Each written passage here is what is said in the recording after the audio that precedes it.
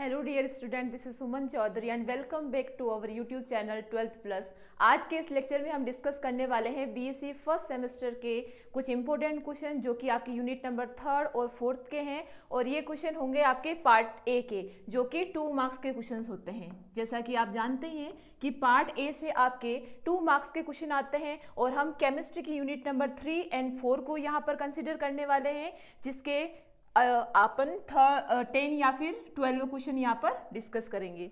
तो सबसे पहला क्वेश्चन है हमारा, what is electrophile reagent, select the electrophile from given example. यानी कि आपका इलेक्ट्रोफाइल रिएजेंट क्या होता है। इलेक्ट्रोफाइल रिएजेंट से मतलब है कि आपका इलेक्ट्रॉन्स ने ही अभिकर्म क्या है, और जो एग्जाम्पल आपको सामने दिए गए हैं इनमें से एज अ इलेक्ट्रोफाइल रिएजेंट कौन काम कर रहा है। तो आप लोगों ने अगर आपकी 3rd यूनिट पढ़ी होगी तो आपने डिस्कस किया होगा कि इलेक्ट्रोफाइल वे स्पीसीज होती हैं जो इलेक्ट्रॉनिकली डेफिशिएंट हो, जिनके ऊपर पॉजिटिव चार्ज हो, या फिर जिनका ऑक्टेट इनकम्प्लीट हो, या फिर जिनके पास में कोई वैकेंट ऑर्बिटल हो। ये सारे अगर प्रॉपर्टीज हैं तो वो स्पीसीज आपकी इलेक्ट्रोफाइल कहलाती हैं। तो सबसे पहले आप क्या देखेंगे कि इलेक्ट्रोफाइल में क्या क्या चीजें होनी चाहिए। सबसे पहले ये इलेक्ट्रॉन लविंग स्पीसीज है, इसे हम क्या बोलते हैं कि ये इलेक्ट्रॉन लविंग स्पीसीज है।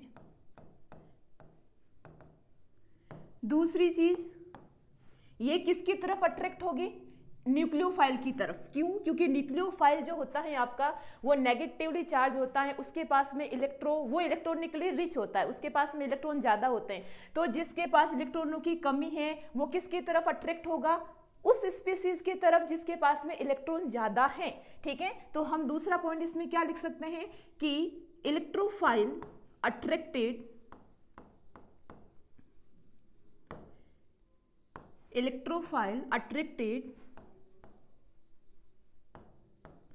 टुवर्ड्स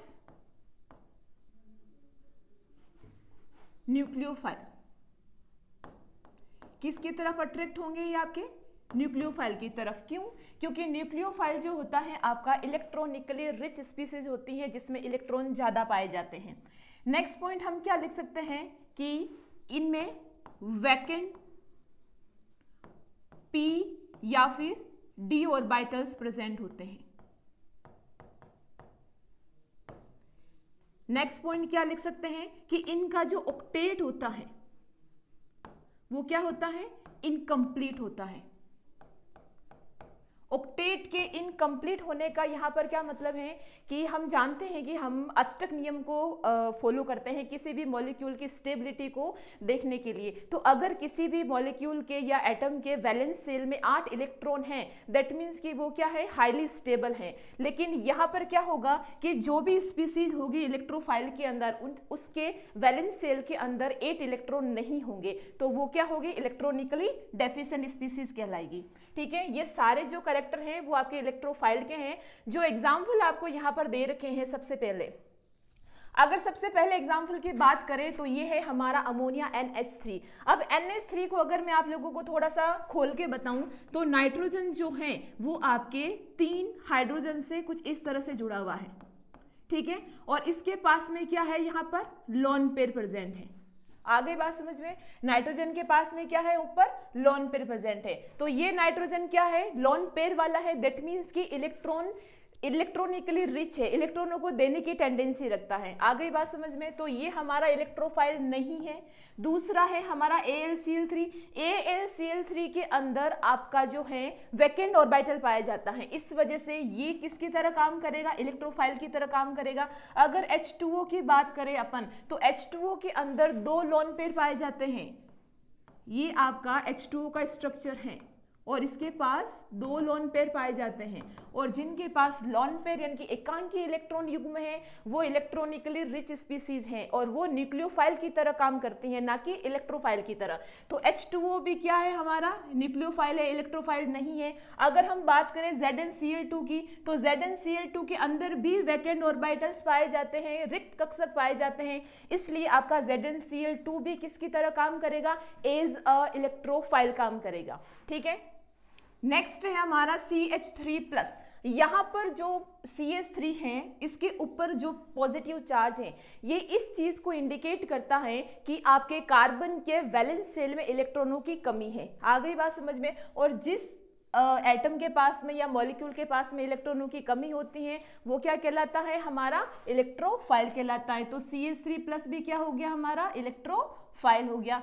नेक्स्ट है हमारा OH-। अब OH- में जो है आपका नेगेटिव चार्ज प्रेजेंट है। तो नेगेटिव चार्ज खुद किस चीज को रिप्रेजेंट करता है, इलेक्ट्रॉनों की अधिकता को, इलेक्ट्रॉनिकली रिच स्पीसीज को। तो अगेन OH- हमारा क्या होगा, इलेक्ट्रोफाइल नहीं होगा और ये किसकी तरह काम करेगा, एज अ न्यूक्लियोफिलिक स्पीसीज की तरह काम करेगा, जो कि इलेक्ट्रॉनों को डोनेट करने का टेंडेंसी अकर करती या फिर रखती है।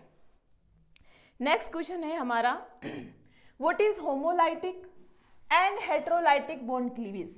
Homolytic and heterolytic bond cleavage से आप क्या समझते हैं। सबसे पहले तो आप ये देखें कि बॉन्ड क्लीवेज का मतलब क्या होता है। बॉन्ड क्लीवेज दैट मीन्स कि बॉन्ड को ब्रेक करना, ठीक है। हम ये चीज जानते हैं कि हमारे पास में मान लीजिए कोई भी दो स्पीसीज हैं, कोई भी दो एटम हैं, मैंने यहाँ पर लिख लिया A एंड A, ठीक है। अब मुझे क्या करना है कि इन दोनों एटम के बीच में जो ये बॉन्ड बना हुआ है, पहली चीज इस बॉन्ड को हम क्या बोलते हैं, कोवैलेंट बॉन्ड। क्या है ये हमारा, कोवैलेंट बॉन्ड, सहसंयोजक बंध। कौन सा बंध है, सहसंयोजक बंध। अगर मुझे यहां से इस बॉन्ड को ब्रेक डाउन करना है, तोड़ना है, तो ये जो बॉन्ड क्लीवेज होगा ये 2 टाइप से होगा। पहला हमारा होमोलाइटिक और दूसरा होगा हेट्रोलाइटिक। होमोलाइटिक जिसे हिंदी में समान स्विदलन बोलते हैं, इसका मतलब होता है कि आपने, अच्छा ये जो आपका बॉन्ड है ये कितने इलेक्ट्रॉन से मिलकर बना हुआ है, इस एटम का ये 1 इलेक्ट्रॉन और दूसरे एटम का ये 1 इलेक्ट्रॉन, यानी कि एक सिग्मा बॉन्ड जो है वो 2 इलेक्ट्रॉन कंटेन करके रखा हुआ है। अगर मैं होमोलाइटिक बॉन्ड क्लीवेज करना चाहूं तो इस बॉन्ड के इलेक्ट्रॉनों का समान रूप से वितरण कर दूंगी। कहने का मतलब ये है कि अगर मुझे होमोलाइटिक बॉन्ड क्लीवेज करना है तो मैं क्या करूंगी कि बॉन्ड के जो इलेक्ट्रॉन हैं उनको इक्वली डिस्ट्रीब्यूट कर दूंगी। दैट मीन्स कि यहां पर मान लीजिए, मैं आपको एक एग्जांपल देके एक्सप्लेन करती हूं होमोलाइटिक बॉन्ड क्लीवेज को।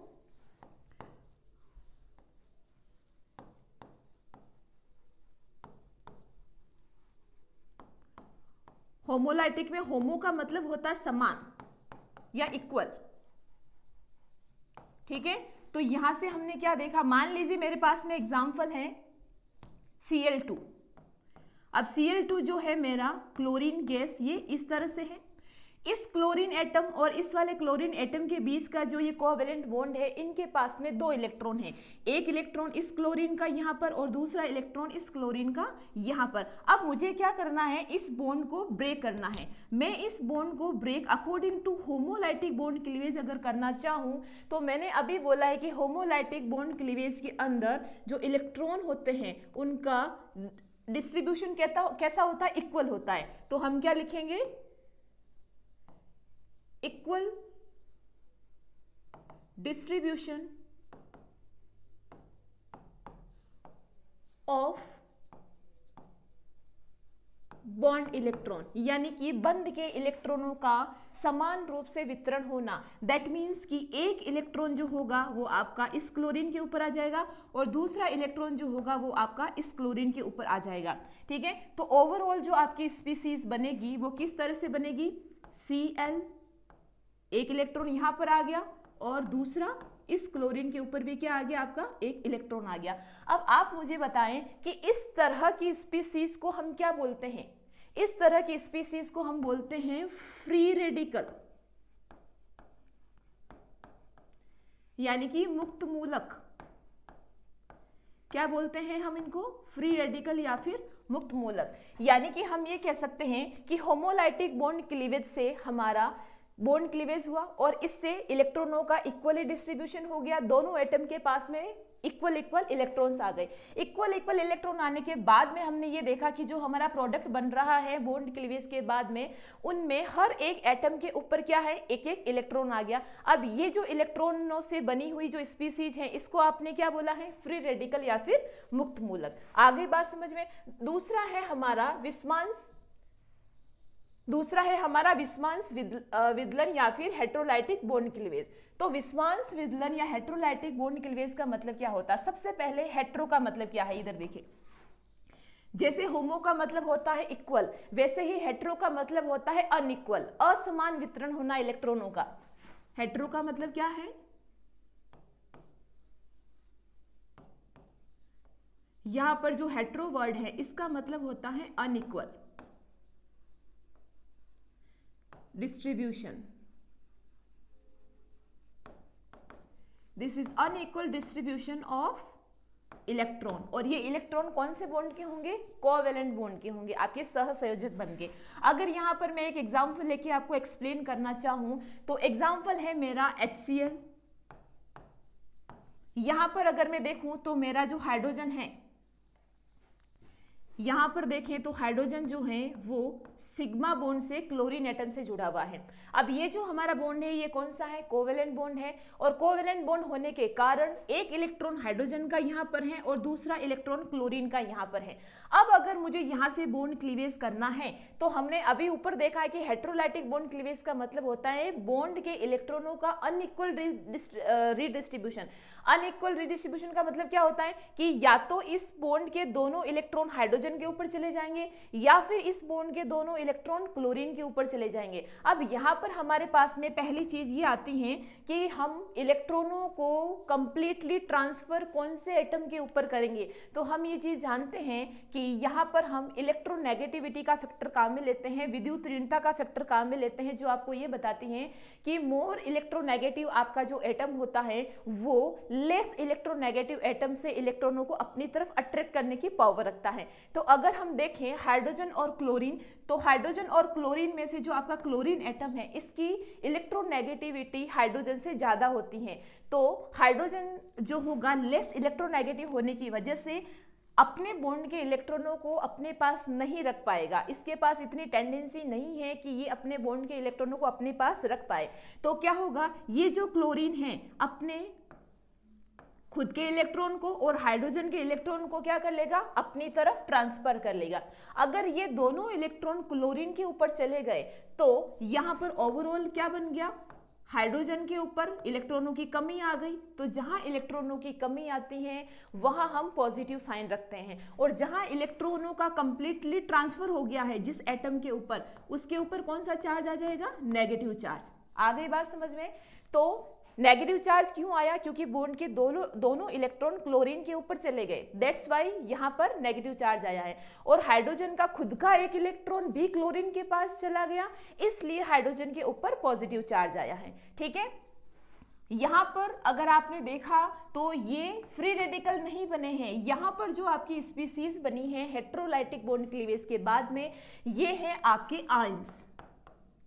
क्या है, आयंस, एक पॉजिटिव और एक नेगेटिव। आ गई बात समझ में। तो यहां पर हम ये देखते हैं कि हेट्रोलाइटिक बॉन्ड क्लीवेज जो है उसमें आपके आयंस फॉर्म्ड होते हैं, और होमोलाइटिक बॉन्ड क्लीवेज में आपके फ्री रेडिकल या फिर मुक्त मूलक बनते हैं। होमोलाइटिक बॉन्ड क्लीवेज के अंदर बॉन्ड के कोवेलेंट बॉन्ड के जो इलेक्ट्रॉन्स हैं उनका इक्वल डिस्ट्रीब्यूशन होता है, दोनों स्पीसीज के पास में बॉन्ड के एक एक इलेक्ट्रॉन ट्रांसफर हो जाते हैं। लेकिन अगर हेट्रोलाइटिक बॉन्ड क्लीवेज की बात करें तो क्या होगा कि बॉन्ड के इलेक्ट्रॉन मोर इलेक्ट्रोनेगेटिव एटम की तरफ कंप्लीटली ट्रांसफर हो जाएंगे, और जो लेस इलेक्ट्रोनेगेटिव एटम है वो पॉजिटिवली चार्ज हो जाएगा, और जो मोर इलेक्ट्रोनेगेटिव एटम है वो क्या हो जाएगा, नेगेटिवली चार्ज हो जाएगा। ठीक है, अब अगर मैं यहां से आपको एक क्वेश्चन पूछना चाहूं इलेक्ट्रोफाइल और न्यूक्लियोफाइल के लिए, तो आप मुझे बताएं कि जो H+ है आपका, यहां पर आपका जो ये H+ है ये इलेक्ट्रोफाइल है या न्यूक्लियोफाइल है। और यहाँ पर जो ये Cl माइनस है ये इलेक्ट्रोफाइल है या न्यूक्लियोफाइल है? जैसा कि हमने पहले क्वेश्चन में डिस्कस किया था कि वो स्पीसीज जिनके ऊपर पॉजिटिव चार्ज होता है या जिनके पास इलेक्ट्रॉनों की कमी होती है, जो इलेक्ट्रॉनिकली डेफिशिएंट होते हैं, वो स्पीसीज हमारी क्या कहलाते हैं? इलेक्ट्रोफाइल कहलाती हैं। और इलेक्ट्रोफाइल को हम E+ से डिनोट करते हैं। दूसरी चीज, वे स्पीसीज जिनके ऊपर नेगेटिव चार्ज होता है, जिनके पास इलेक्ट्रॉन ज्यादा होते हैं, ठीक है, उनको हम क्या बोलते हैं? न्यूक्लियोफाइल बोलते हैं। और न्यूक्लियोफाइल को Nu- से डिनोट किया जाता है। ये जो आपका क्वेश्चन है ये एग्जाम के पर्सपेक्टिव से बहुत इंपॉर्टेंट है, क्योंकि बहुत बार ये रिवाइज हुआ है आपके एग्जाम में। तो आप कोशिश करें कि इसको आप बहुत अच्छे से ढंग से याद करके जाएं, क्योंकि एग्जाम में हो सकता है कि आपसे इन दोनों के बीच में डिफरेंस पूछ लिया जाए, that what is difference between homolytic and heterolytic bond cleavage, या फिर आप लोगों से डायरेक्टली पूछा जा सकता है कि homolytic and heterolytic bond cleavage को विद एग्जांपल एक्सप्लेन करें। ओके, नेक्स्ट क्वेश्चन है आपका, what is free radical? Arrange the following free radicals in their decreasing order of stability. Question आपको अगर समझ में नहीं आया है तो आप इधर देखेंगे, आपसे पूछा गया है कि फ्री रेडिकल क्या होता है। फ्री रेडिकल वही जो हमारे अभी होमोलाइटिक बॉन्ड क्लीवेज से बना है, जिसे हमने मुक्त मूलक बोला है।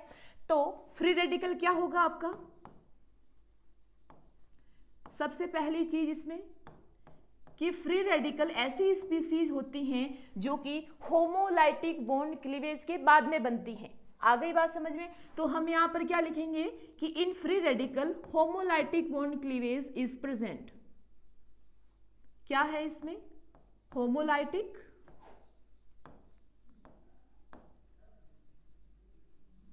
बॉन्ड क्लीवेज, समान बंध विदलन या समान बंध विखंडन पाया जाता है आपके फ्री रेडिकल या फिर मुक्त मूलक के अंदर। ये आपका पहला पॉइंट हो गया।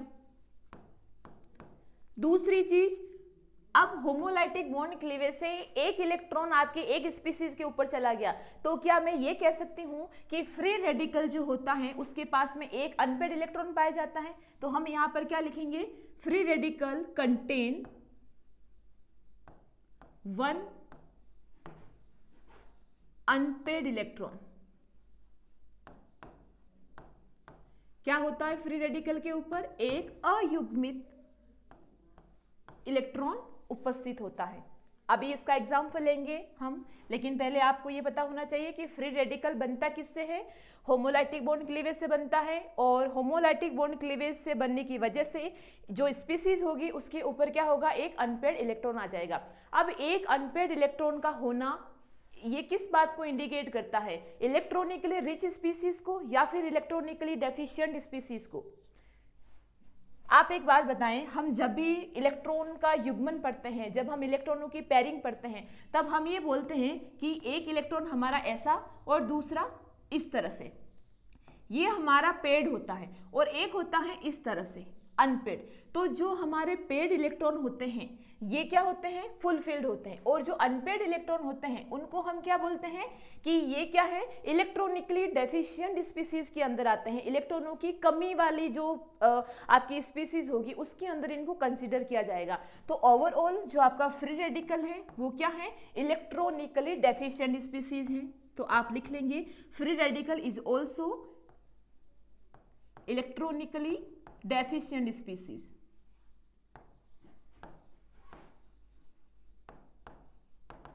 क्या है ये? Electronically deficient species. आ गई बात समझ में? यानी कि इलेक्ट्रॉनों की कमी पाई जाती है आपके मुक्त मूलक के अंदर। इस चीज को आप ध्यान रखेंगे। इसको आप एग्जाम्पल के थ्रू समझ लें। जैसे मैंने यहाँ पर लिख लिया CH3 और यहाँ पर मैंने एक फ्री रेडिकल बना दिया, यानी कि कार्बन के ऊपर एक फ्री रेडिकल है। अगर मैं इस CH3 को खोलना चाहूँ और आपको अगर मैं बताना चाहूँ तो आप लोग देखेंगे ये मेरा कार्बन है, ये कार्बन है, और यहाँ पर मैंने इस कार्बन के 3 हाइड्रोजन को इस तरह से अरेंज कर दिया है। अब 3 हाइड्रोजन तो बॉन्ड के थ्रू जुड़ गए हैं, लेकिन जो इस कार्बन के ऊपर जो ये एक एक्स्ट्रा इलेक्ट्रॉन बचा हुआ है ये कहां पर आ गया? यहां पर। अब आप मुझे बताएं कि इस कार्बन के पास में 1 2 3 इलेक्ट्रॉन है और ये एक चौथा इलेक्ट्रॉन है। अब 1 2 3 4 5 6 एंड 7, अगर हम ओवरऑल इलेक्ट्रॉनों की बात करें तो 1 and 2 electron, 3 and 4 electron, 5 and 6 electron and ये 7 इलेक्ट्रॉन। तो आप मुझे बताएं कि 7 इलेक्ट्रॉन की कोई स्पीसीज क्या इलेक्ट्रॉनिकली रिच होती है? नहीं। क्यों? क्योंकि इसका जो ऑक्टेट है, जो अष्टक है, संयोजकता कोष का जो अष्टक है वो अभी कंप्लीट नहीं है, वो फुलफिल नहीं है। आ गई बात समझ में? तो इस वजह से क्या होगा, क्योंकि इसमें 7 इलेक्ट्रॉन पाए जाते हैं वैलेंस शेल में, दैट्स वाई आपका जो मिथाइल फ्री रेडिकल है वो इलेक्ट्रॉनिकली डेफिशिएंट स्पीसीज है और हम इसे फ्री रेडिकल की स्पीसीज में कंसीडर करते हैं। अब हमें यहाँ पर कुछ एग्जाम्पल दिए गए हैं, फर्स्ट, सेकेंड एंड थर्ड। हमें ये कहा गया है क्वेश्चन में कि इन मॉलिक्यूल्स को आपको अरेंज करना है इनके स्टेबिलिटी के डिक्रीजिंग ऑर्डर में, यानी कि स्थायित्वता के घटते हुए क्रम में आपको क्या करना है, इनको अरेंज करना है। अब सबसे पहले हम बात करेंगे फर्स्ट जो हमारा मॉलिक्यूल है उसकी। सबसे पहले है आपका CH3, सबसे पहले है CH3 एंड CH2 और CH2 के ऊपर क्या है, फ्री रेडिकल। आ गई बात समझ में? दूसरा है आपके पास में CH3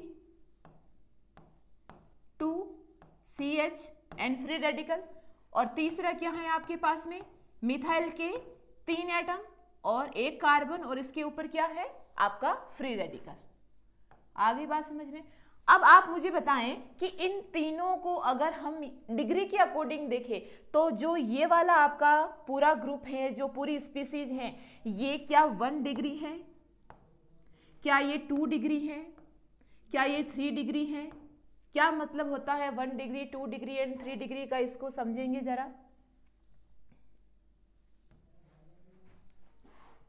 अगर हम 1 डिग्री कार्बन की बात करें तो इसका मतलब ये है कि जो आपका फ्री रेडिकल वाला कार्बन है वो डायरेक्टली कितने नंबर ऑफ कार्बन से जुड़ा हुआ है, ठीक है। तो अगर हम यहां पर देखें तो ये जो कार्बन है आपका CH2, ये डायरेक्टली आपके एक ही कार्बन से जुड़ा हुआ है, इसलिए हमने इसको क्या बोला है, 1 डिग्री कार्बन।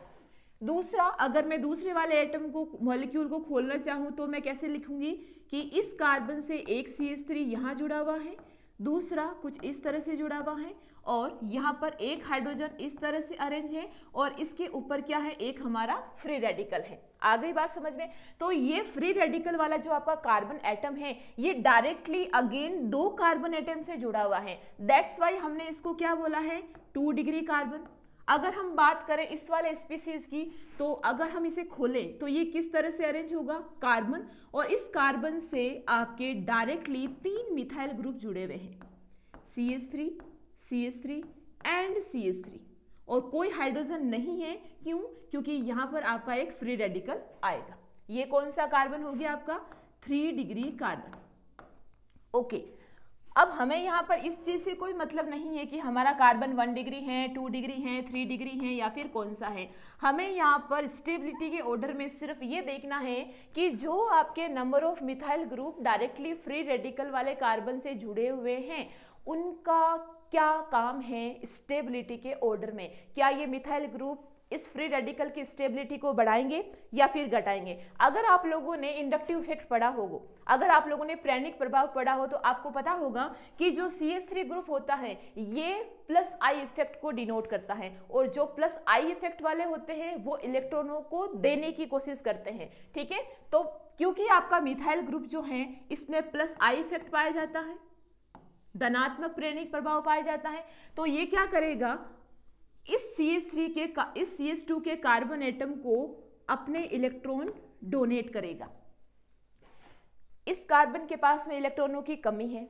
अब जब इलेक्ट्रॉनों की कमी है तो इसको कोई ऐसी स्पीसीज चाहिए जो इलेक्ट्रॉन दे सके, और इलेक्ट्रॉन देने वाली स्पीसीज यहाँ पर कौन है, मिथाइल ग्रुप CH3। और वो क्यों है, क्योंकि उसके अंदर प्लस आई इंडक्टिव इफेक्ट प्रेजेंट है। आ गई बात समझ में?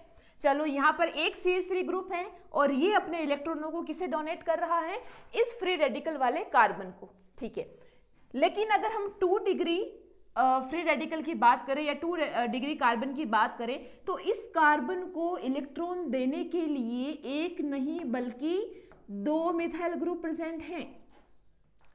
तो आप मुझे बात बताएं कि मेरे पास में पैसों की कमी है, ठीक है, और मुझे पैसे देने वाला एक इंसान है, मेरी एक फ्रेंड है, उसके पास भी पैसों की कमी है, लेकिन उसको पैसे देने वाले 2 इंसान हैं, तो ज्यादा पैसे किसके पास आएंगे, मेरे पास या फिर उसके पास? अगर कायदे से देखा जाए तो जो ज्यादा इलेक्ट्रॉन देने वाले ग्रुप हैं वो इसकी स्टेबिलिटी को बढ़ाएंगे, इसकी स्टेबिलिटी को क्या कर देंगे, ज्यादा कर देंगे। आ गई बात समझ में? तो ये दोनों मिथाइल ग्रुप, क्योंकि इनके अंदर प्लस आई इंडक्टिव इफेक्ट पाया जाता है, इसलिए ये इस फ्री रेडिकल वाले कार्बन को इलेक्ट्रॉन देने की टेंडेंसी रखेंगे। अब यहां अगर 3 डिग्री कार्बन की बात करें तो 3 डिग्री कार्बन में आपके पास 3 मिथाइल ग्रुप हैं। कितने मिथाइल ग्रुप हैं? 3। यानी कि ये वाला ग्रुप भी इस कार्बन को इलेक्ट्रॉन देगा, ये वाला ग्रुप भी इस कार्बन को इलेक्ट्रॉन देगा, और ये वाला मिथाइल ग्रुप भी इस कार्बन को इलेक्ट्रॉन देने की टेंडेंसी रखेगा। ये फ्री रेडिकल वाला कार्बन इलेक्ट्रॉन जो है न्यून स्पीसीज है, इसके पास इलेक्ट्रॉनों की कमी है और देने वाले 3 हैं। तो अब आप मुझे बताएं कि इन तीनों में से सबसे ज्यादा स्थायित्वता किसके पास आएगी? इसके पास, इसके पास या इसके पास? जाहिर सी बात है सबसे ज्यादा स्टेबल कौन होगा? 3 डिग्री, उसके बाद 2 डिग्री, उसके बाद 1 डिग्री। क्यों? क्योंकि 1 डिग्री में एक ही मिथाइल ग्रुप है जो कि फ्री रेडिकल वाले कार्बन को इलेक्ट्रॉन देने की टेंडेंसी रख रहा है। 2 डिग्री में 2 मिथाइल ग्रुप है, लेकिन 3 डिग्री में कितने मिथाइल ग्रुप हैं? 3 मिथाइल ग्रुप हैं। तो अकॉर्डिंग टू आवर क्वेश्चन, इनको अगर हम डिक्रीजिंग ऑर्डर के अंदर अरेंज करें तो सबसे पहले हम क्या लिखेंगे कि हमारा जो 3 डिग्री वाला कार्बन है यानी कि CH3 ये सबसे ज्यादा स्टेबल है, उसके बाद में CH3 2 CH और सबसे लास्ट में CH3 CH2।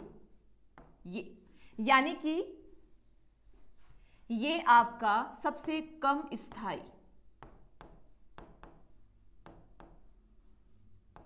और ये 3 डिग्री वाला क्या है? अधिक स्थायी।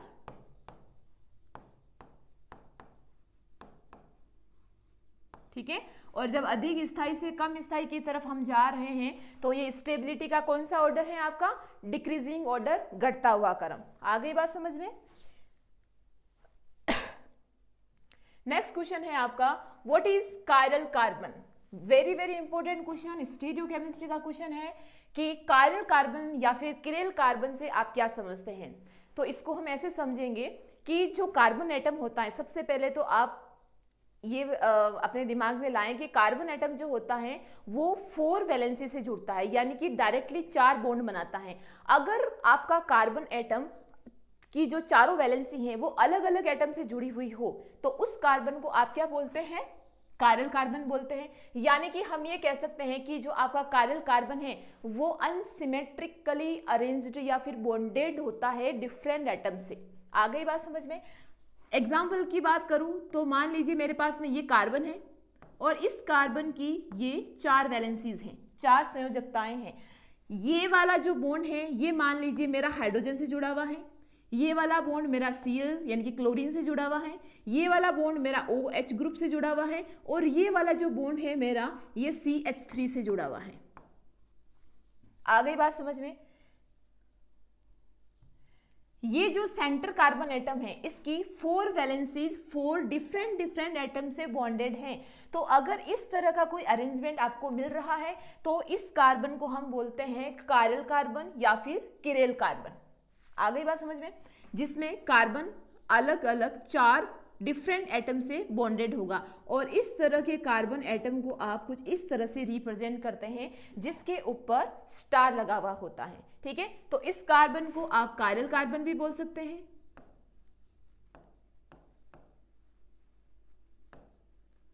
इसे आप एसिमेट्रिक कार्बन भी बोल सकते हैं। कई बार कायरल कार्बन नहीं बोल के इसे एसिमेट्रिक कार्बन का नाम दिया जाता है। एसिमेट्रिक कार्बन का मतलब क्या हो गया? कि असमान अणु कार्बन से जुड़े हुए हैं, ठीक है। अच्छा एक बात बताएं मुझे, अगर मैं यहाँ पर आपके सामने एक एग्जाम्पल लूँ, कार्बन और इसकी ये चारों वैलेंसी, मैंने इसकी पहली वैलेंसी को हाइड्रोजन से जोड़ा, दूसरी को OH से जोड़ा, तीसरी को Cl से जोड़ा और चौथी को मैंने अगेन हाइड्रोजन से जोड़ दिया। अब आप मुझे बताएं कि क्या ये कार्बन आपका कायरल कार्बन है या नहीं, अगर है तो क्यों, और अगर नहीं है तो क्यों नहीं। तो हम ये देखते हैं कि कायरल कार्बन के पास में जो 4 बॉन्ड हैं, ये चारों, पहली शर्त यही है कि अलग अलग एटम से जुड़े हुए होने चाहिए। तो हाइड्रोजन एंड हाइड्रोजन तो सेम एटम हो गए, और जब एटम सेम है तो क्या इस कार्बन को हम कायरल कार्बन बोलेंगे? बिल्कुल भी नहीं। तो ये हमारा जो कार्बन एटम है ये कायरल कार्बन नहीं है। जबकि ये वाला जो कार्बन एटम है, क्योंकि इसकी 4 वैलेंसीज डिफरेंट एटम से बॉन्डेड हैं, दैट्स वाई इस कार्बन को हमने क्या बोला है? कायरल कार्बन या फिर एसिमेट्रिक कार्बन, ठीक है। नेक्स्ट क्वेश्चन है हमारा, draw the structure of 1 bromo 1 chloro 2 iodo propene and denoted it in E and Z isomer.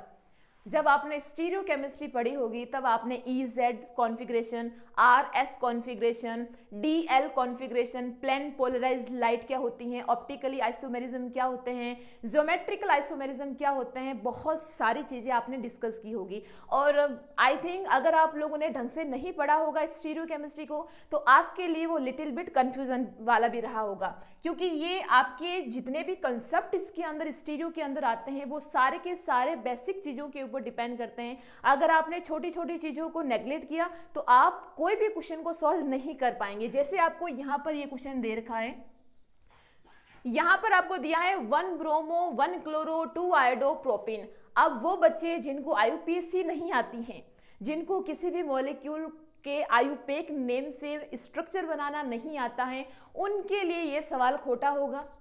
क्यों? क्योंकि एग्जामिनर ने आपको यहाँ पर स्ट्रक्चर बना के नहीं दिया है। एग्जामिनर इतना भोला नहीं होता है बेटा जी, एग्जामिनर बहुत स्मार्ट होता है। वो कभी भी आपको स्ट्रक्चर बना के नहीं पूछेगा कि इसमें EZ बताओ, इसमें सिस ट्रांस बताओ, नेवर एवर। वो आप लोगों को IUPAC नाम देगा और उससे आपसे ही स्ट्रक्चर बनाएगा और उस स्ट्रक्चर से आपसे पूछेगा कि इसमें EZ या फिर सिस ट्रांस को बताएं, ठीक है। तो जिन बच्चों को इसे स्ट्रक्चरली अरेंज करना नहीं आएगा उसके लिए EZ आते हुए भी ये क्वेश्चन क्या हो जाएगा?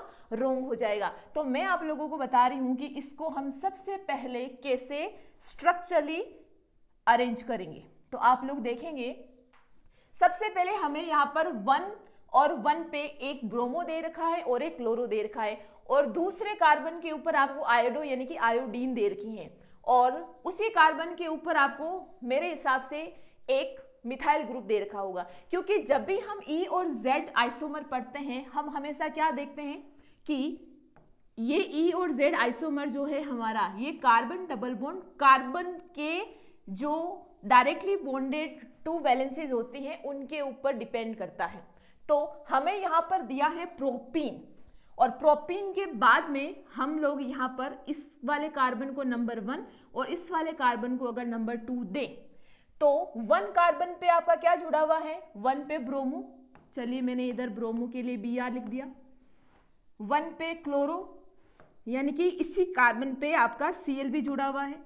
अब देखो एक कार्बन की कितनी वैलेंसीज होती हैं? 4 वैलेंसीज, पहली वैलेंसी, दूसरी वैलेंसी, तीसरी वैलेंसी एंड चौथी वैलेंसी, कंप्लीट। अब कार्बन 2 के ऊपर आ जाओ, कार्बन 2 पे क्या दे रखा है? आयोडो। तो इस कार्बन से डायरेक्टली बॉन्डेड कौन है आपका? I, और पीछे क्या बच गया आपका? प्रोपीन। अब देखो ये तो मैथ और एथ हो गया।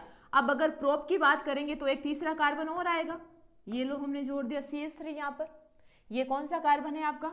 3 नंबर वाला कार्बन। 3 नंबर नहीं लिखोगे तो भी चलेगा, कोई प्रॉब्लम नहीं है। आ गई बात समझ में? आप इसको डायरेक्ट लिख लो CH3। अब ये आपका स्ट्रक्चर बन गया है। क्या बन गया है आपका? ये स्ट्रक्चर बन गया है 1 bromo 1 chloro 2 iodo math and prop, ठीक है। अब हमें क्या बताना है यहाँ पर? हमें बताना है इसमें E और Z, E एंड Z। तो सबसे पहले आप ये देखेंगे कि E जो होता है उसका क्या मतलब होता है और जो Z है उसका क्या मतलब होता है। ई जो है आपका ये ऑपोजिट साइड के लिए काम में आता है, ऑपोजिट साइड, और Z जो है आपका वो टुगेदर के लिए काम में आता है। आ गई बात समझ में? यानी कि अगर आपका मॉलिक्यूल के अंदर ई आइसोमेरिज्म या फिर ई कॉन्फ़िगरेशन है तो क्या होगा कि जो सेम आपके जो ग्रुप हैं उनकी नंबरिंग के हिसाब से वो ऑपोजिट डायरेक्शन के अंदर जुड़े हुए होंगे, और यहाँ पर क्या होगा, सेम डायरेक्शन के अंदर जुड़े हुए होंगे। मैं जो बात कर रही हूँ उसको आपको यहाँ पर पूरा अरेंज करके बताना चाहूंगी, तो आप इसको ध्यान से समझेंगे पहले कि हम क्या बात कर रहे हैं। हाँ, इधर देखें, सबसे पहले इस कार्बन 1 की बात करते हैं। इस कार्बन 1 से डायरेक्टली बॉन्डेड आपका ब्रोमो और क्लोरो है। आप मुझे बताएंगे कि ब्रोमीन और क्लोरीन या फिर ब्रोमो और क्लोरो में से सबसे ज्यादा एटॉमिक नंबर किसका होता है, ब्रोमीन का या फिर क्लोरीन का? इधर देखें, हम क्या पढ़ते हैं, fluorine, chlorine, bromine and iodine. तो ऊपर से जब नीचे जाते हैं तो एटॉमिक नंबर क्या होते हैं आपके, इंक्रीज होते हैं। क्यों? क्योंकि नंबर ऑफ सेल इंक्रीज होता है। तो जो ब्रोमीन है इसका एटॉमिक नंबर आपके क्लोरीन से तो ज्यादा ही होगा।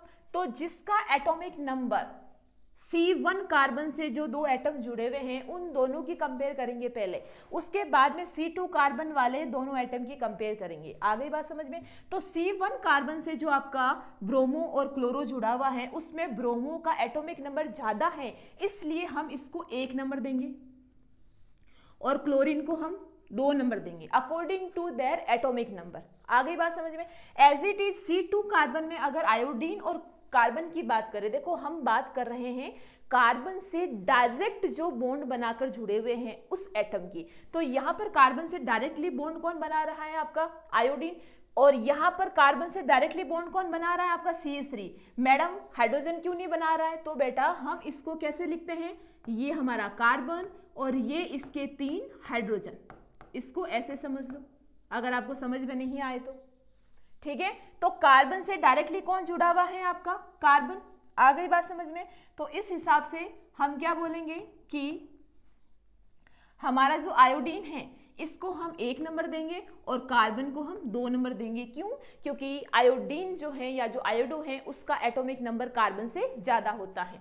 ठीक है, अब आप मुझे बताएं कि यहाँ पर और यहाँ पर यानी कि कार्बन नंबर 1 और कार्बन नंबर 2 में जो 1 नंबर हमने दिया है वो क्या सेम डायरेक्शन में है या फिर ऑपोजिट डायरेक्शन में है?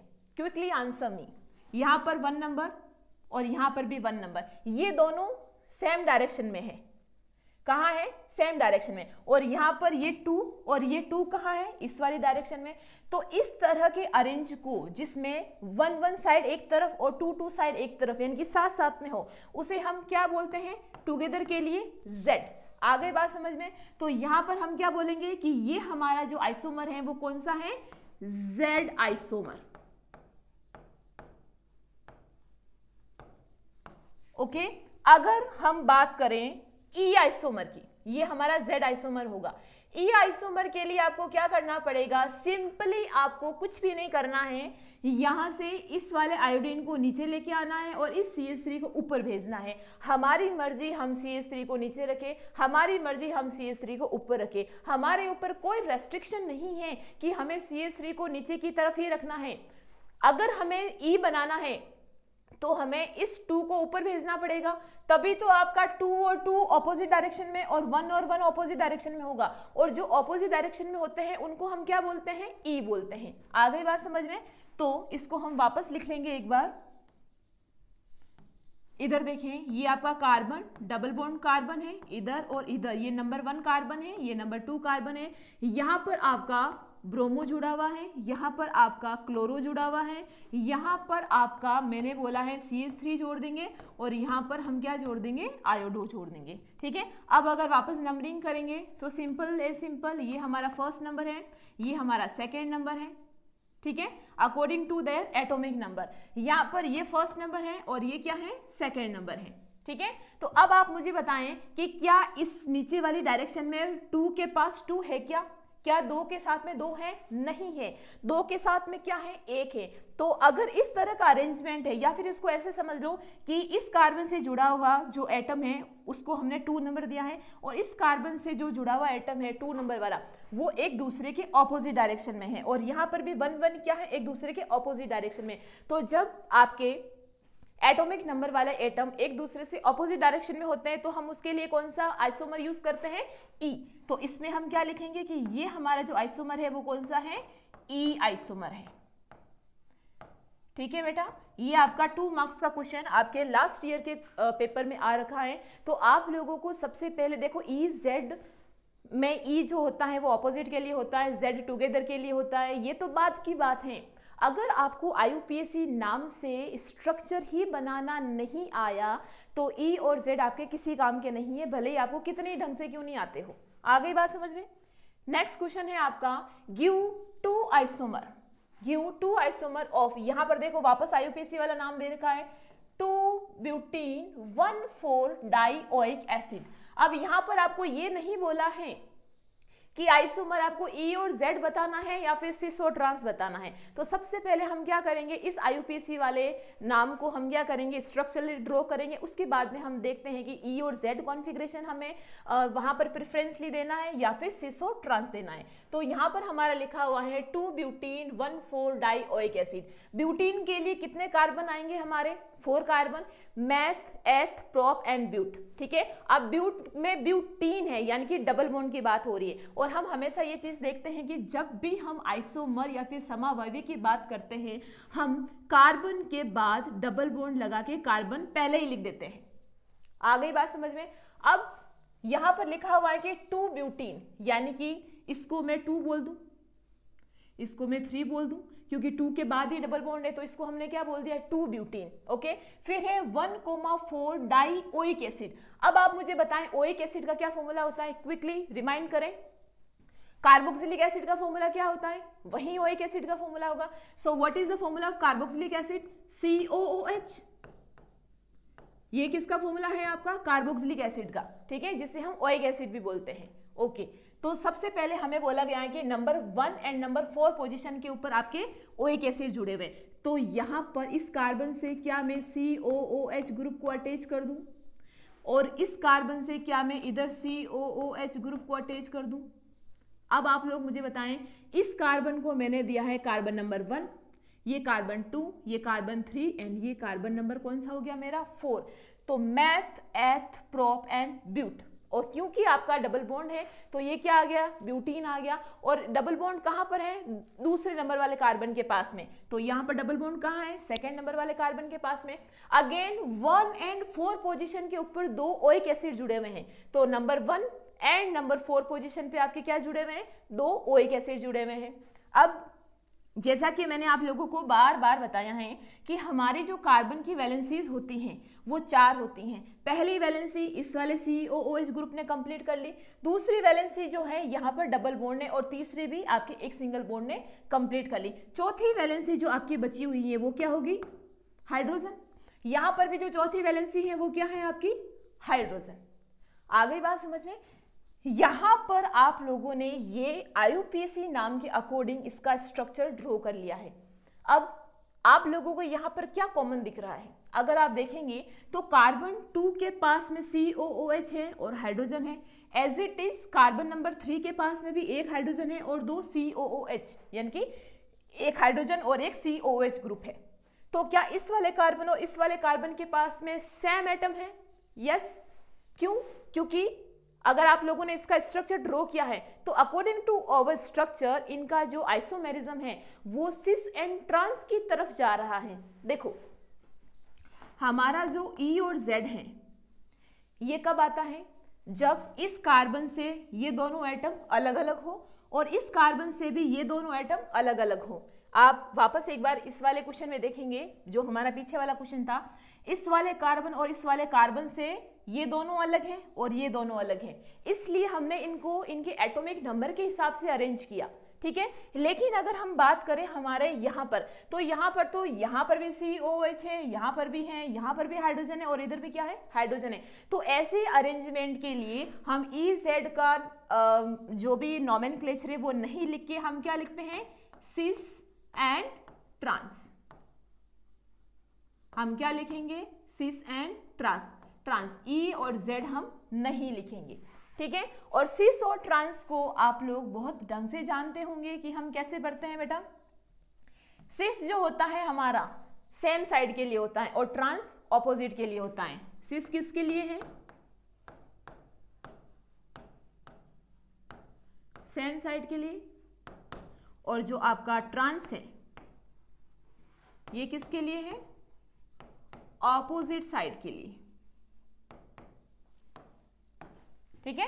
तो आप मुझे बताएं कि जो आपका सेकेंड नंबर कार्बन है उससे COH ग्रुप और कार्बन नंबर 3 से जो COH ग्रुप जुड़ा हुआ है, क्या ये सेम डायरेक्शन के अंदर है या ऑपोजिट डायरेक्शन के अंदर है। इधर देखें, ये COH ग्रुप इधर जा रहा है और ये इधर की तरफ जा रहा है, तो ये जो डायरेक्शन है आपकी ये ऑपोजिट डायरेक्शन है, इसे हम विपरीत दिशा बोलते हैं। और जहां मॉलिक्यूल एक दूसरे से दूर दूर जा रहे हैं, चाहे तो वो COOH हो चाहे वो आपके हाइड्रोजन हो, तो ऐसी अरेंजमेंट को हम क्या बोलते हैं, ट्रांस बोलते हैं। तो इसे हम क्या बोलेंगे कि ये हमारा क्या है, ट्रांस है।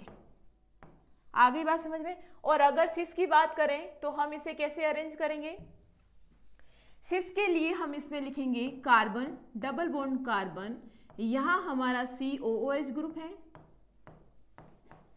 यहां हमारा हाइड्रोजन है, तो यहां पर भी हाइड्रोजन होगा और इधर क्या होगा, COOH होगा। ये carbon first, second, third and ये हमारा 4। आ गई बात समझ में।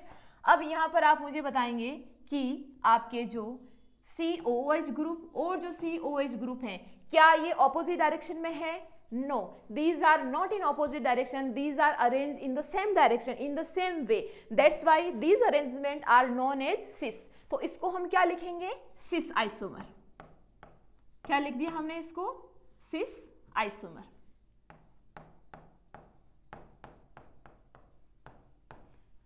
याद रखिए बेटा, सिस आइसोमर जो होता है वो आपका उन मॉलिक्यूल के लिए होता है जो कि कार्बन से जुड़ने के बाद में अपनी सेम पॉलिसी को रिपीट करते हैं। आ गई बात समझ में। और E और Z उनके लिए हम काम में लेते हैं जहां पर कार्बन एटम यानी कि जो डबल बॉन्ड वाले जो 2 कार्बन है उनसे डायरेक्टली बॉन्डेड एटम अलग अलग हो, चारों के चारों अगर अलग हो तो E और Z काम में लिया जाता है, और अगर 2 कोई सेम हो तो उसके लिए हम सिस एंड ट्रांस आइसोमर का इस्तेमाल करते हैं।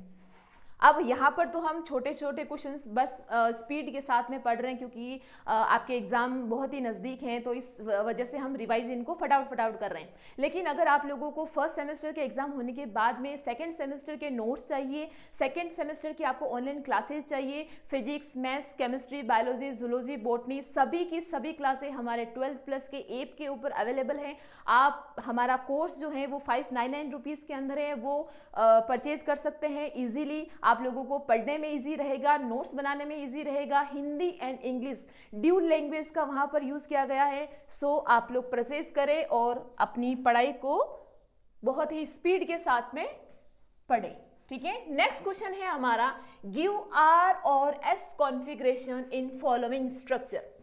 आपके सामने 2 स्ट्रक्चर दिए हुए हैं, structure number first and structure number second. आपको क्या करना है, इन दोनों स्ट्रक्चर को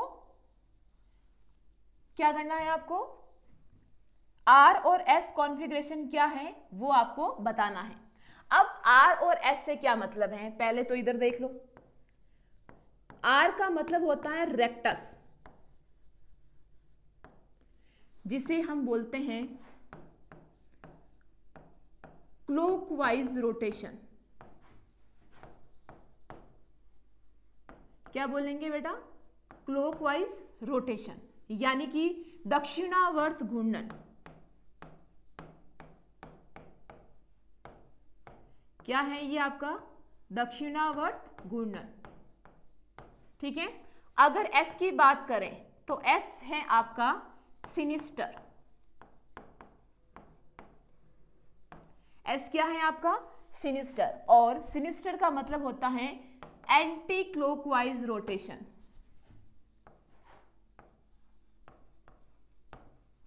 क्या है?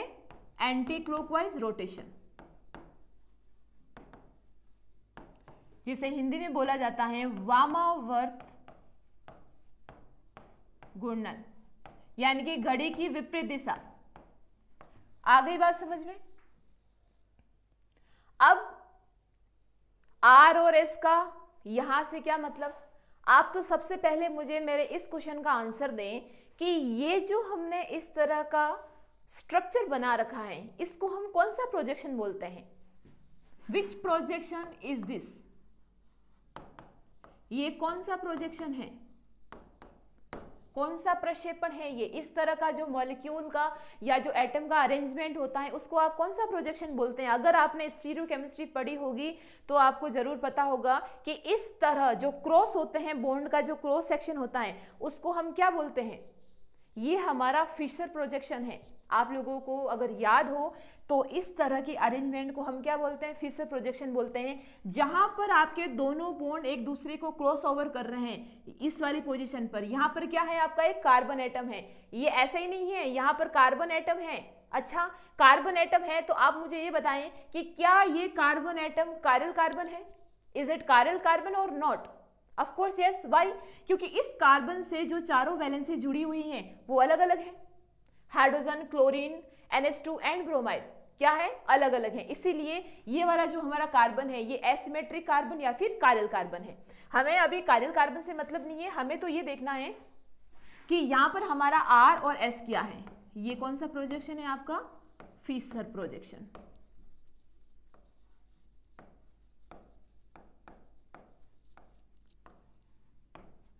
फिशर प्रक्षेपण बोलते हैं हम इसे।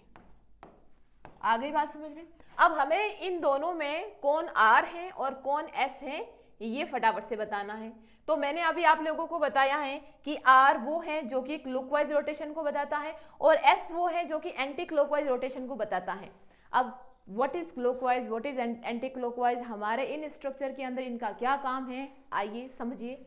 सबसे पहले हम क्या करेंगे कि इस कार्बन से जुड़े हुए आपके जो 4 एटम्स हैं उनको एटॉमिक नंबर के इंक्रीजिंग ऑर्डर के अंदर अरेंज करेंगे। कैसे? जिस एटम का एटॉमिक नंबर सबसे ज़्यादा है उसको हम 1 नंबर देंगे, उसके बाद जिसका एटॉमिक नंबर आ रहा है उसको 2, फिर 3 एंड फिर 4। सबसे पहले ये आप लोग ध्यान दें बेटा कि ये जो R और S आपका जो कॉन्फ़िगरेशन है ना, ये सीक्वेंस रूल के ऊपर बेस्ड है। आप लोगों ने सीक्वेंस रूल पढ़ा होगा, उसके ऊपर बेस्ड है ये। तो इस कार्बन से डायरेक्टली जुड़ा हुआ ऑक्सीजन है, कार्बन है, हाइड्रोजन है एंड कार्बन है। तो आप मुझे बताएं कि oxygen, carbon, carbon and hydrogen में से सबसे ज्यादा एटॉमिक नंबर कौन से एटम का होता है? परमाणु क्रमांक किसका सबसे ज्यादा होता है? ऑक्सीजन का। ठीक है, तो ऑक्सीजन, इसको, इस वाले मॉलिक्यूल को हम कौन सा नंबर दे देंगे? 1 नंबर। उसके बाद में ये कार्बन और ये कार्बन। अब क्या करें मैडम, यहाँ पर तो दोनों ही कार्बन आ गए। जब भी आप लोगों को कुछ इस तरह का अरेंजमेंट मिले कि सेंटर कार्बन एटम से डायरेक्टली बॉन्डेड दोनों मॉलिक्यूल या फिर एटम के पास में सेम एटम हो, तो आपको उस एटम को छोड़ के उसके आगे वाले एटम को देखना है, उसको कंसीडर करना है। ठीक है, तो यहाँ पर आपका कार्बन है, कार्बन के बाद में कौन है? ऑक्सीजन, और इस कार्बन के बाद में जस्ट कौन है? हाइड्रोजन। सो किसका एटॉमिक नंबर ज्यादा है? ऑक्सीजन का या फिर हाइड्रोजन का? ऑफ कोर्स ऑक्सीजन का। तो यहाँ पर हम 2 नंबर किसको देंगे? COOH को। 3 नंबर किसको देंगे? इसे। और सबसे लास्ट हाइड्रोजन, क्योंकि हाइड्रोजन का एटॉमिक नंबर 1 होता है, हम जानते हैं। ठीक है, अब आप मुझे, अब हमें 1 से 2, 2 से 3 और 3 से 4 चलना है। तो चलिए स्टार्ट हो जाइए। इधर देखिए, 1 से हम कहाँ चल रहे हैं? 2, 2 से 3 एंड 3 से 4। ये जो रोटेशन है, इस तरह का रोटेशन, क्या ये क्लॉकवाइज रोटेशन है? ये होता है आपका क्लॉकवाइज रोटेशन। और ये कौन सा रोटेशन है आपका? Anti clockwise rotation. तो यहां पर ये रोटेशन कौन सा है? Anti clockwise rotation. और एंटी क्लॉकवाइज रोटेशन के लिए कौन सा कॉन्फ़िगरेशन काम में लेते हैं हम? S। तो फर्स्ट वाला जो हमारा आइसोमर है, इसका जो आपका कॉन्फ़िगरेशन है वो कौन सा है? S configuration. आगे बात समझ में? अच्छा, यहाँ पर कई बार ऐसा होता है कि S R में कन्वर्ट हो जाता है और R S में कन्वर्ट हो जाता है। ये कब होता है? According to our sequence rule, if your less atomic number of atom is present on the horizontal line, अगर आपका सबसे कम परमाणु क्रमांक वाला एटम हॉरिजेंटल लाइन यानी कि आपकी जो ये वाली क्षैतिज लाइन है इसके ऊपर है, वर्टिकली नहीं है, तो हम जो भी हमारा कॉन्फ़िगरेशन आएगा उसको रोटेट कर देंगे, उसको हम चेंज कर देंगे। अगर S है तो उसे R, और अगर R है तो हम उसे S में कन्वर्ट कर देंगे। आ गई बात समझ में? यहाँ पर हमारा जो हाइड्रोजन एटम है ये ऑलरेडी वर्टिकल के ऊपर प्लेस्ड है, इसलिए हम इसको S ही रखेंगे। What if I change the position of hydrogen and methyl group? क्या हो अगर मैं इस हाइड्रोजन को यहाँ भेज दूं और इस CH3 को यहाँ पर भेज दूं? क्या होगा? कुछ भी नहीं होगा, जो S होगा वो R में चेंज हो जाएगा, जाहिर सी बात है। ठीक है, चलो नेक्स्ट है आपका सेकेंड वाले क्वेश्चन में आप लोग देखेंगे, सबसे पहले वही एटॉमिक नंबर वाला अपन परफॉर्मा यहाँ पर भी रखेंगे। तो सबसे ज्यादा एटॉमिक नंबर किसका है? आपका ब्रोमाइड का, आफ्टर दैट Cl, उसके बाद नाइट्रोजन एंड लास्टली हाइड्रोजन। ठीक है, अब हम एक बार हमने इसको एटॉमिक नंबर के हिसाब से अरेंज कर लिया है, अब हम क्या करेंगे, इसको रोटेशन के थ्रू समझेंगे। तो हमें 1 से 2 जाना है, 2 से 3 एंड 3 से 4 जाना है। ठीक है, तो 1 से अगर इधर चलेंगे तो पहले कौन आ रहा है आपका? 3, तो 1 से 3 नहीं जाना है हमें 1 से 2 के पास जाना है। अगर 4 आपका बीच में क्रॉस हो रहा है उससे हमें कोई फर्क नहीं पड़ता है, आप यहां से चलेंगे 1 से 2 एंड 2 से 3 की तरफ। आगे बात समझ में? अगेन ये रोटेशन कौन सा है आपका? ये रोटेशन अगेन आपका एंटी क्लॉकवाइज है, and for anti clockwise rotation we consider sinister S as a isomer. तो यहां पर भी आपका कौन सा आइसोमर हो गया? S। लेकिन अभी मैंने आप लोगों को बताया कि जो लिस्ट एटॉमिक नंबर वाला एटम होता है वो हॉरिजेंटली नहीं होके वर्टिकली अरेंज होना चाहिए। अगर वो हॉरिजेंटल है तो हम हमारा जो कॉन्फ़िगरेशन आ रहा है उसको कन्वर्ट कर देते हैं, क्योंकि आपका हाइड्रोजन हॉरिजेंटल है, वर्टिकल नहीं है। ठीक है, इसीलिए हम इस हाइड्रोजन की वजह से जो हमारा S कॉन्फ़िगरेशन आया है इसे किसमें कन्वर्ट करेंगे? R के अंदर। आ गई बात समझ में? सो S is converted into R configuration. ठीक है, ये हो गया आपका क्वेश्चन नंबर 8। नेक्स्ट क्वेश्चन है आपका, what is Wurtz synthesis? Wurtz संश्लेषण क्या है? ये आपकी यूनिट नंबर 4 का क्वेश्चन है। कई बार एग्जाम में पूछा जाता है कि वुड्स संश्लेषण क्या होता है, तो इसकी पहले आप लोग थ्योरी देख लीजिए, उसके बाद में रिएक्शन लिखेंगे। तो आप इसमें लिखेंगे, सबसे पहले स्टार्ट करेंगे लिखना, that when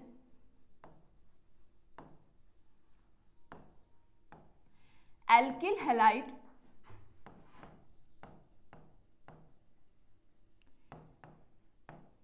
reacted with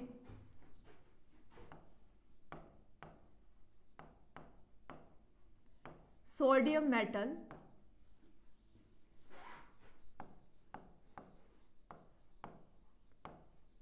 in the presence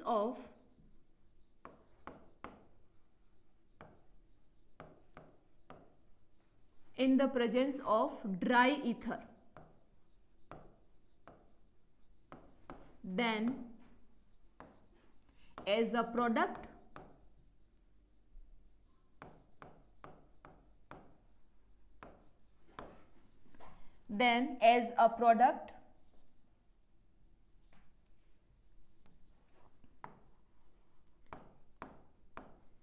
alkanes are formed।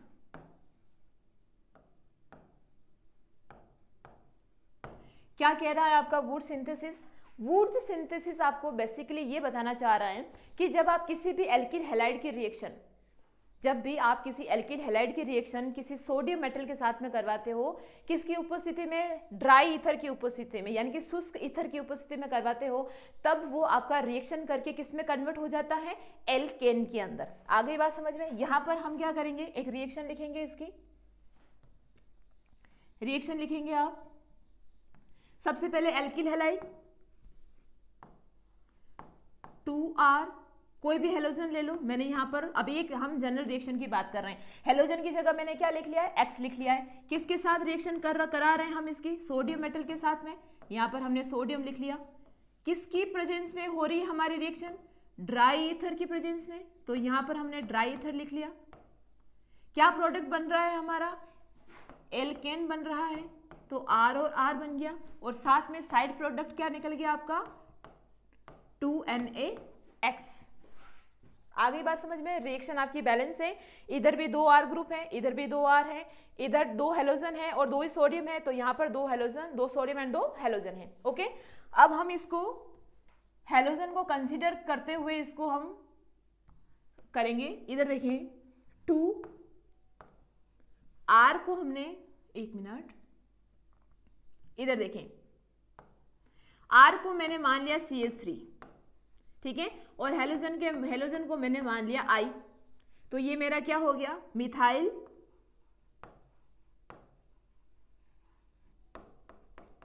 Iodide. क्या है ये मेरा? Methyl iodide. किसके साथ रिएक्शन कर रहा है? सोडियम मेटल के साथ में, ठीक है, वापस वही ऊपर वाला, in the presence of dry ether. क्या बन रहा है यहाँ पर एज अ प्रोडक्ट? CH3, और साथ में क्या बाहर निकल रहा है? 2NaI, यानी कि सोडियम आयोडाइड बाहर निकल रहा है, और यहाँ पर आपका मैथ और एथ क्या बन रहा है आपका? इथेन। यानी कि कुल मिला के हम ये बोल देते हैं कि एल्केन या फिर हाइड्रोकार्बन का फॉर्मेशन होता है। यहाँ पर एल्केन को आप क्या लिख सकते हैं? हाइड्रोकार्बन। ओके, इसका फॉर्मेशन होता है आपके वुर्ज सिंथेसिस के अंदर। 2 मार्क्स का क्वेश्चन आपसे पूछ लिया जाए तो आपको बस इतना ही लिखना है। सबसे पहले इसकी थोड़ी बहुत थ्योरी लिखनी है, उसके बाद में जनरल रिएक्शन लिखनी है, फिर आपको रिएक्शन में एल्किल ग्रुप कौन सा कंसीडर करना है, हेलोजन कौन सा कंसीडर करना है, उसके अकॉर्डिंग आपको इसका आंसर करना है। नेक्स्ट क्वेश्चन है हमारा, what is Markovnikov addition of 4HX। हमारे जो मार्कोनिकोव का नियम है, सबसे पहले तो वो क्या होता है और HX के एडिशन में उसका हम कैसे इस्तेमाल करते हैं। तो हम यहाँ पर समझेंगे that Markovnikov rule predicts the addition of HX to unsymmetrical substituted alkenes. अब अनसिमेट्रिकल सब्स्टिट्यूटेड एल्कीन्स का क्या मतलब हो गया? यहाँ पर अनसिमेट्रिकल का मतलब है कि जो आपका कार्बन डबल बॉन्ड कार्बन है, ठीक है, इससे जो भी फर्दर एटम्स जुड़े हुए हैं वो क्या है? सेम नहीं है। मान लीजिए मैंने इस कार्बन से 2 हाइड्रोजन जोड़े, इस कार्बन से मैंने एक यहाँ मिथाइल ग्रुप जोड़ दिया, और दूसरा भी मैंने क्या जोड़ दिया? यहाँ पर मिथाइल ग्रुप जोड़ दिया। अब कार्बन नंबर ये वाला और ये वाला कार्बन, दोनों के जो सब्स्टिट्यूशंस हैं वो अलग अलग हैं, इसीलिए हमने क्या बोला है? Unsymmetrical substituted alkene. अगर दोनों हाइड्रोजन की जगह यहाँ पर भी CH3 और यहाँ पर भी CH3 जोड़ देती तो वो क्या होता? हमारा सिमेट्रिकल कार्बन या फिर सिमेट्रिकल एल्कीन होता। अभी ये क्या है? अनसिमेट्रिकल एल्कीन है, ठीक है। सेकेंड लिखा है द हैलाइड कंपाउंड, यानी कि जो हेलोजन होगा HX में वो कहां पर जाएगा? Preferentially at the more highly substituted carbon के पास में जाएगा। यानी कि अगर हम HX को तोड़ेंगे तो जो हमारा हेलोजन एटम होगा वो कहां पर जाएगा? उस कार्बन एटम के पास जाएगा जिसके पास में बहुत ज्यादा सब्स्टिट्यूशंस जुड़े हुए हैं, बहुत ज्यादा प्रतिस्थापी जुड़े हुए हैं, या फिर जहां भीड़ भाड़ है। इधर तो देखो सिर्फ 2 हाइड्रोजन जुड़े हुए हैं, यहाँ पर बल्कि ग्रुप जुड़े हुए हैं, CH3 एंड CH3, ये दोनों बल्कि ग्रुप है, यानी कि बड़े ग्रुप हैं, ठीक है। तो आपका जो हेलोजन है वो कहाँ पर जाएगा? उस कार्बन के पास में जाके जुड़ेगा जिसके पास में बल्कि ग्रुप है, और जो हाइड्रोजन होगी आपकी, where is the hydrogen prefer the carbon which already contain more hydrogen. जो आपका हाइड्रोजन होगा वो कौन से कार्बन के पास में जाके जुड़ेगा? जिसके पास में ऑलरेडी नंबर ऑफ हाइड्रोजन ज्यादा है। अब इधर देखिए आप, अगर मैं इस वाले कार्बन नंबर 1 और कार्बन नंबर 2 में से अगर मैं आप लोगों से पूछूं कि नंबर ऑफ हाइड्रोजन एटम किसके पास में ज्यादा है, तो अगर हम बात करें कार्बन नंबर 2 की, तो इसके पास में कितने हाइड्रोजन है? 2 हाइड्रोजन है। लेकिन इस वाले कार्बन की अगर मैं बात करूं तो क्या इस कार्बन के पास में कोई हाइड्रोजन है? नहीं है। क्यों? क्योंकि इस कार्बन से डायरेक्ट एक बॉन्ड CH3 ने बना लिया, दूसरा बॉन्ड इस वाले CH3 ने बना लिया, और 2 आपका एल्कीन का डबल बॉन्ड आ गया। तो हाइड्रोजन के लिए यहाँ पर कोई भी वैलेंसी फ्री नहीं है। दैट्स वाई हमने क्या बोला है कि ये मोर सब्स्टिट्यूटेड कार्बन है, और ये वो कार्बन है जिसके पास में हाईली हाइड्रोजन एटम जुड़े हुए हैं। अब एडिशन की बात करें, ये तो हमारा मार्कोनिकोव का बेसिक कंसेप्ट हो गया, ठीक है। अब अगर हम बात करें हमारे एडिशन की या फिर HX की कि किस तरह से हमारी रिएक्शन जो है वो कंप्लीट होगी, तो हमारे पास में HX का एडिशन है। HX जो है ये किस तरह से बना हुआ है, हाइड्रोजन जो कि किसी भी प्रकार की हैलोजन के साथ में सिग्मा बॉन्ड से जुड़ा हुआ है। अब हमने अभी जो हमारे क्वेश्चंस चल रहे थे वहां पर हमने homolytic and heterolytic bond cleavage पढ़े।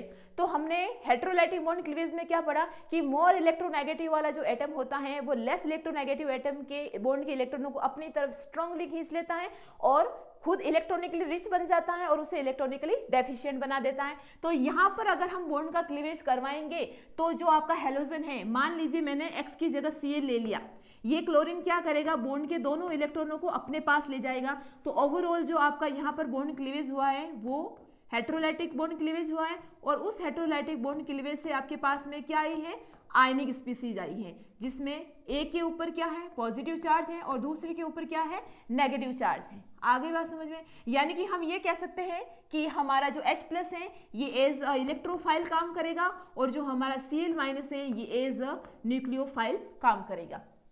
अब यहाँ पर है हमारे पास में ये वाली स्पीसीज जिसके अंदर हमें किसको ऐड करना है, H+ और Cl- को। वापस लिख लेते हैं हम यहाँ पर, ये हाइड्रोजन हाइड्रोजन और इधर ये CH3 एंड अगेन CH3।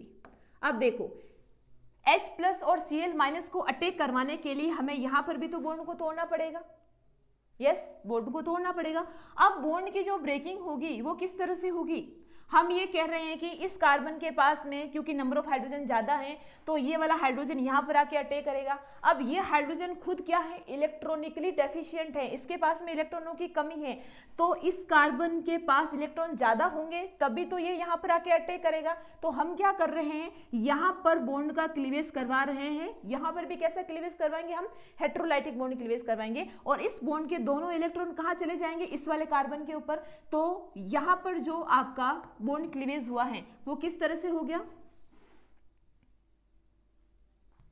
इधर देखें, कार्बन सिंगल बॉन्ड कार्बन, ये हमारा हाइड्रोजन था, ये दूसरा हाइड्रोजन था, ये हमारा CH3 ग्रुप जुड़ा हुआ है यहाँ पर और यहाँ पर भी क्या है, हमारा CH3 ग्रुप जुड़ा हुआ है। अब हमने बॉन्ड के दोनों इलेक्ट्रॉनों को इस वाले कार्बन के ऊपर भेज दिया है। तो यहाँ पर हमारा कौन सा चार्ज आ गया, ये मैं यहाँ लिख रही हूँ नेगेटिव चार्ज, और इस बॉन्ड के इलेक्ट्रॉन को भी ये लेके चला गया। तो यहाँ पर कौन सा चार्ज आ गया, हमारा पॉजिटिव चार्ज। समझ में आ गई बात। तो अब आप लोग मुझे बताएंगे कि इस सिचुएशन में जो आपका हाइड्रोजन है वो कहाँ अटैक करेगा, जो इलेक्ट्रॉनिकली रिच स्पीसीज है उसके ऊपर। तो ये जो आपका हाइड्रोजन था इसने अटैक किया इस वाले कार्बन के ऊपर, और जो ये आपका Cl ग्रुप है जो न्यूक्लियोफाइल है, ये क्योंकि क्लोरीन के पास में इलेक्ट्रॉन ज्यादा है तो ये किसके ऊपर अटैक करेगा बेटा, ये अटैक करेगा आपके उस कार्बन के पास जिसके पास इलेक्ट्रॉनों की कमी है और जो इलेक्ट्रॉनिकली डेफिशिएंट है। और जब हमने इलेक्ट्रोफाइल पढ़ा तब हमने ये देखा था कि इलेक्ट्रॉनिकली डेफिशिएंट स्पीसीज जो होती हैं वो पॉजिटिवली चार्ज होती हैं और जो इलेक्ट्रॉनिकली रिच स्पीसीज होती हैं वो क्या होती हैं, नेगेटिवली चार्ज होती हैं। तो Cl कहाँ अटैक करेगा, आपके इस वाले कार्बन के ऊपर। ठीक है, तो ओवरऑल जो आपकी ये रिएक्शन है ये फर्दर प्रोसीड करेगी और आपको फाइनल क्या प्रोडक्ट दे देगी कि यहां पर जो आपके कार्बन है, एक मिनट,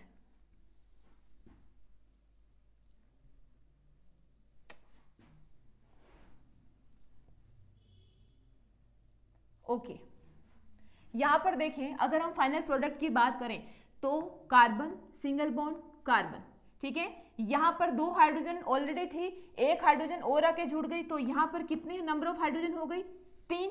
इस कार्बन के पास में दो मिथाइल ग्रुप ऑलरेडी थे, ये हमारा CH3, अगेन यहां पर भी क्या है हमारा CH3, कौन आके और जुड़ गया यहां पर सिग्मा बॉन्ड से, यहां पर हमारा Cl आके जुड़ गया। आगे बात समझ में, कार्बन की कितनी वैलेंसी 1 2 3 एंड 4, कार्बन की कितनी वैलेंसी 3 और एक 4।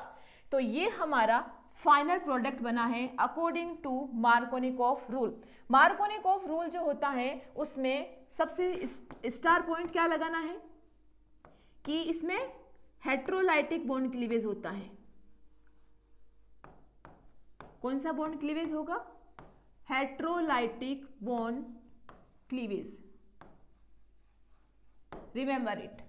ठीक है, हेटेरोलाइटिक बॉन्ड क्लीवेज होगा तभी आपके आयंस बनेंगे, और जब आयंस बनेंगे तभी आपकी इलेक्ट्रोफिलिक और न्यूक्लियोफिलिक स्पीसीज उसके ऊपर अटैक करेगी। ठीक है, लास्ट क्वेश्चन है आपका आज के इस लेक्चर का, give the structure and IUPAC name for all isomer of C4H10 sorry C4H8। जो आपका C4H8 है उसके लिए आपको क्या देना है, संरचना सूत्र देना है और उसका आईयूपीएसी का नाम बताना है। तो जितनी पॉसिबिलिटी है C4H8 से स्ट्रक्चर बनाने की वो हम 1 बाय 1 बनाते हैं और पढ़ते जाते हैं।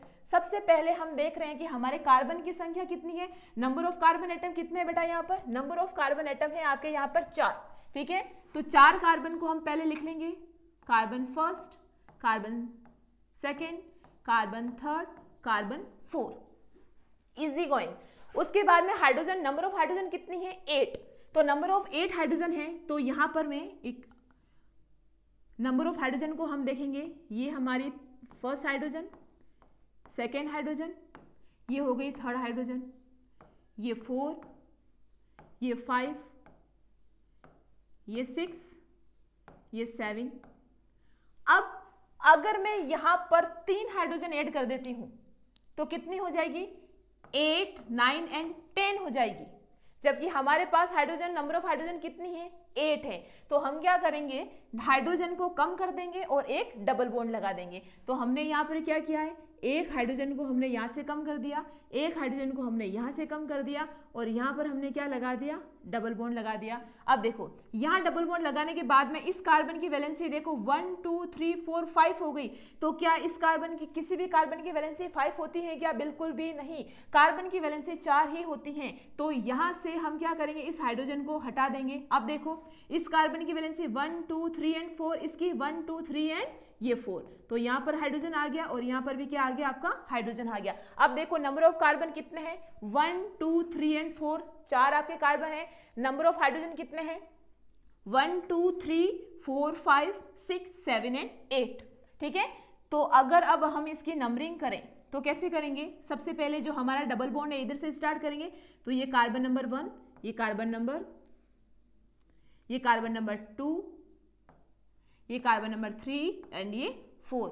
तो हमारे 1 के ऊपर क्या है, डबल बॉन्ड जुड़ा हुआ है, और इसको अगर अपन नोमेनक्लेचर करें तो मैथ, एथ, प्रोप एंड ब्यूट, और क्योंकि आपके 1 पे क्या है, ईन है, तो हम इसको लिख लेंगे अकॉर्डिंग टू आईयूपीएसी नाम हम क्या लिखेंगे, 1 ब्यूटीन। क्या लिखेंगे हम इसको, 1 ब्यूटीन। ये तो हमारा फर्स्ट हो गया। अगर सेकेंड की बात करें तो सेकेंड आइसोमर की अगर बात करें तो वो क्या होगा, सेकेंड में हम कुछ नहीं करेंगे, जो डबल बॉन्ड का आपका जो अरेंजमेंट है उसको हम चेंज कर देंगे। पहले हमने डबल बॉन्ड यहाँ लगाया, अब हम डबल बॉन्ड कहाँ लगा लेंगे, carbon number 2 and carbon number 3 के बीच में। तो first carbon, second carbon, double bond, carbon and carbon. How much number of carbon present in your given formula, 1 2 3 and 4। आप अब जो बची हुई हाइड्रोजन है उनको कंसिडर कर लो, 1 2 3 4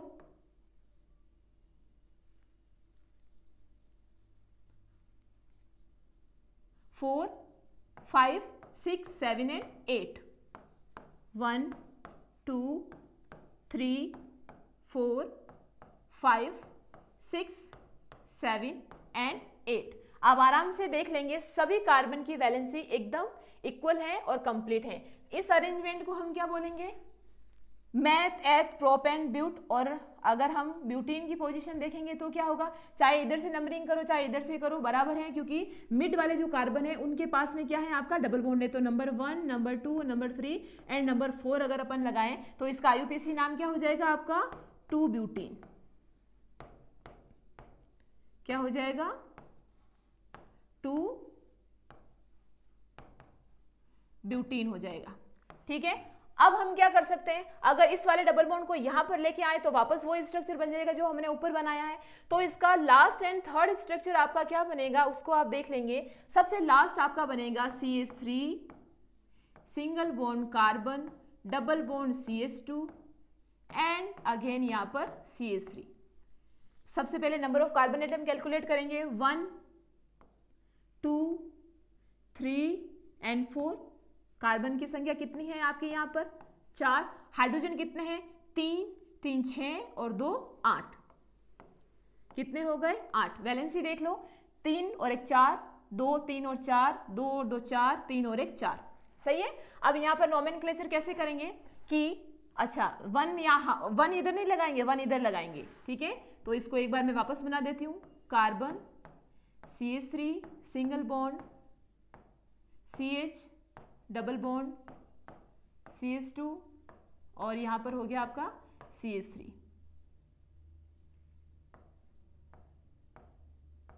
ठीक है।